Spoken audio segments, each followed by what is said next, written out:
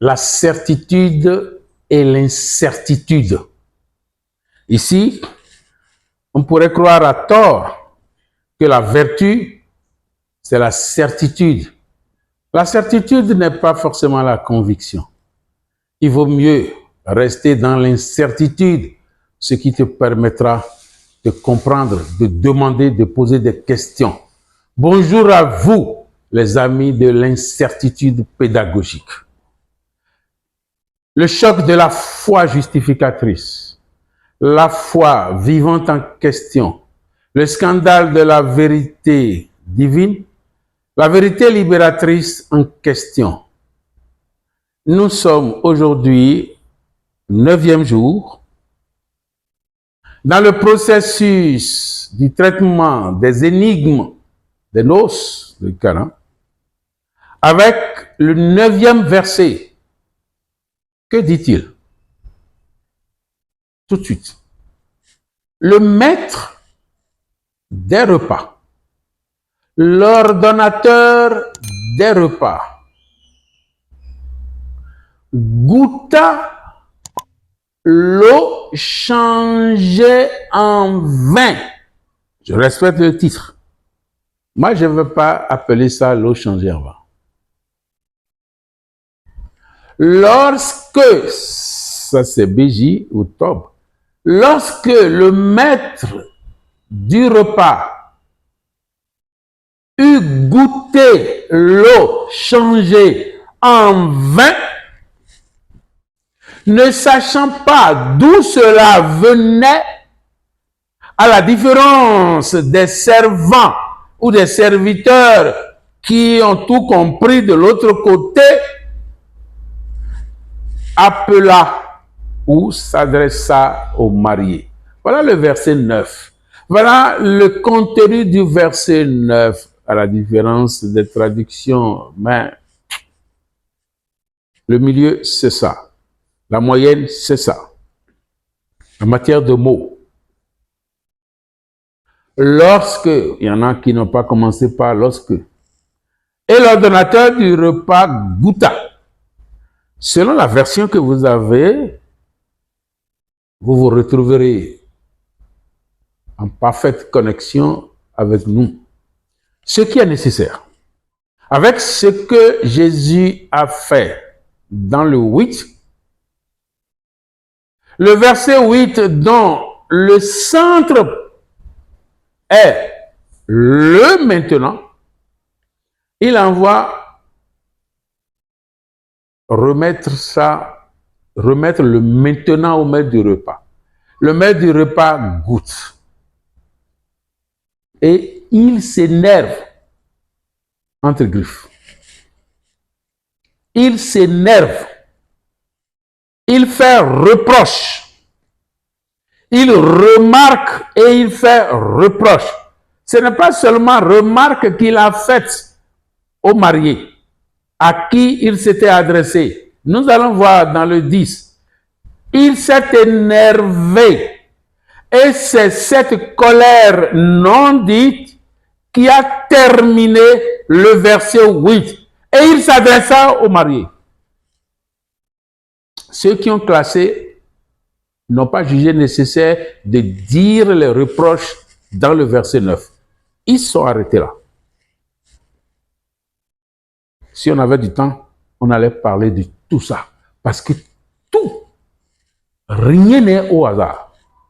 Mais on nous a demandé autre chose. Et ceux qui nous ont demandé les choses nous suivent.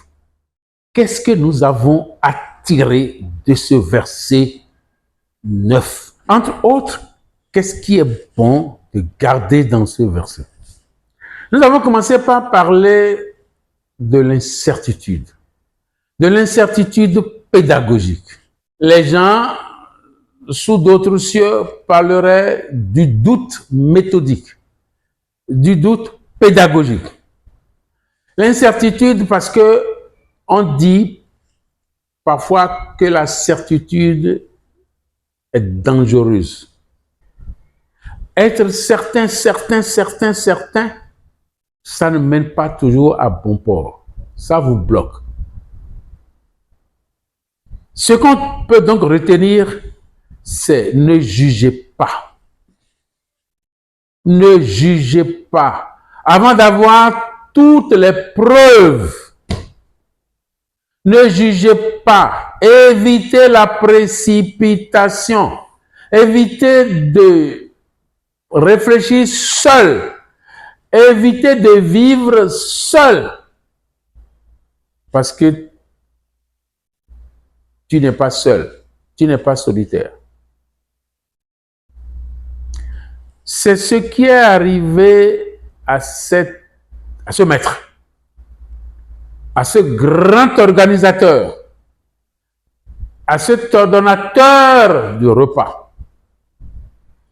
Les disciples, les serviteurs, les servants lui ont amené l'eau de maintenant, ou l'eau taxée maintenant, l'eau baptisée maintenant. Il goûta. Il n'a pas donné son impression. Il goûta sans donner son impression.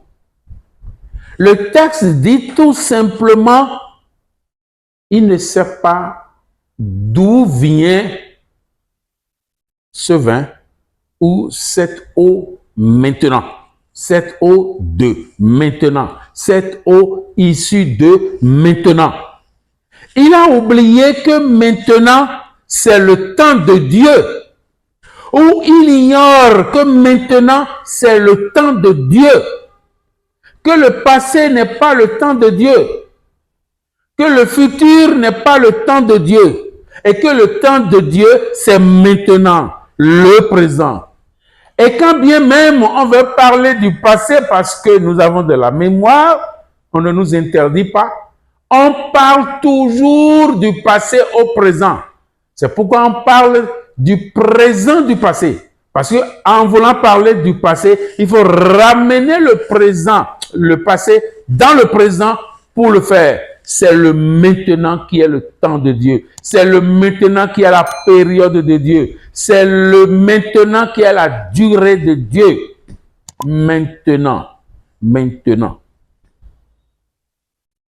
Il en est de même pour le futur. On ramène le futur dans maintenant. Parce que c'est maintenant qu'on parle du futur. Le futur ne se rend jamais compte de lui-même. Jamais. Il n'y a que le présent qui rend compte du futur. Il n'y a que le présent qui rend compte du passé. Le présent rend compte du présent. Le maintenant rend compte du maintenant, du passé et du futur. C'est le temps de Dieu. Le maître des repas a semblé oublier ça ou il l'ignorait totalement. Toi, tu le sais maintenant. Qu'est-ce que tu fais de ça? Qu'est-ce que tu vas faire de ça? Il goûta l'eau de maintenant et il décide de s'adresser au marié parce qu'il l'a appelé alors qu'il ne sait pas d'où venait ce maintenant. Et il y a une précision que nous ne pouvons pas négliger. Les trois textes, les trois traductions, on ne peut pas oublier, nous précisent, mais les servants savent, à la différence des servants qui l'ont su. Tout maître, tout puissant, c'est à lui qu'on a confié le mariage, c'est à lui qu'on a confié l'organisation des noces. Il comprend rien, rien. Parce que la mère de Jésus aussi, bon, elle n'a respecté pas les protocoles. Aucun.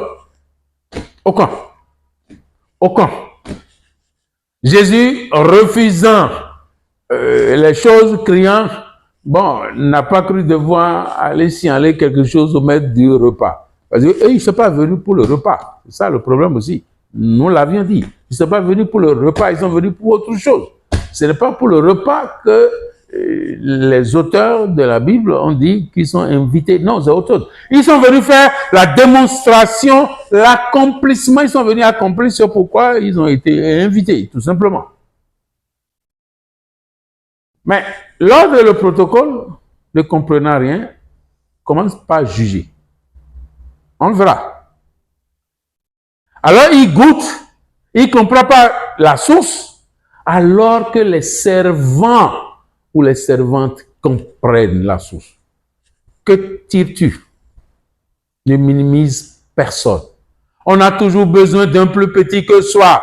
On a toujours besoin d'un plus petit que soi. On a toujours besoin d'un plus petit que soi. Tout maître, tout organisateur qu'il est de ses noces, il goûte. Il aurait pu dire aux servants qui ont amené la chose, s'il vous plaît, venez. Mais casez vin le cédou. S'il vous plaît, venez. Qui a pu envoyer ce vin? Cette qualité qu'il a envoyée. Voilà la certitude. Il était sûr. Il était certain. La certitude ne fait pas la vérité. Ce n'est pas parce que tu es certain que tu es dans la vérité. Non.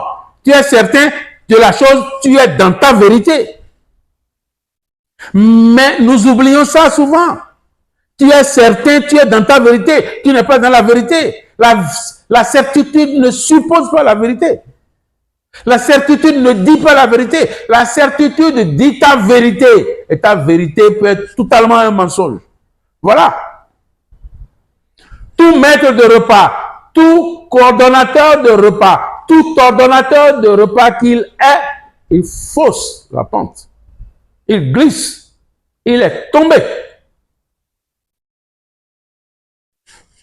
Les énigmes de Canaan, des noces de Canaan, t'apprennent à ne pas faire comme cet ordonnateur de repas. Le vois-tu, le sais-tu? Les énigmes te refusent de ne pas faire comme lui. Tu es trop sûr de toi. Tu es trop sûr de toi. Pierre, Jacques, Jean, tu es trop sûr de toi. Vincent, Anatole, tu es trop sûr de toi. C'est pas mauvais d'être sûr de toi, de soi. Mais il faut analyser. Il faut être flexible. Il faut chercher. Il faut inviter la foi. La foi nous tend la main. Oui. Et c'est là que nous pouvons réaliser les choses comme cela se doit. Nous ne devons pas faire comme cet ordonnateur. On lui a donné toute la place. C'est un spécialiste. C'est un expert. Parce que ça s'apprend. Il a son diplôme.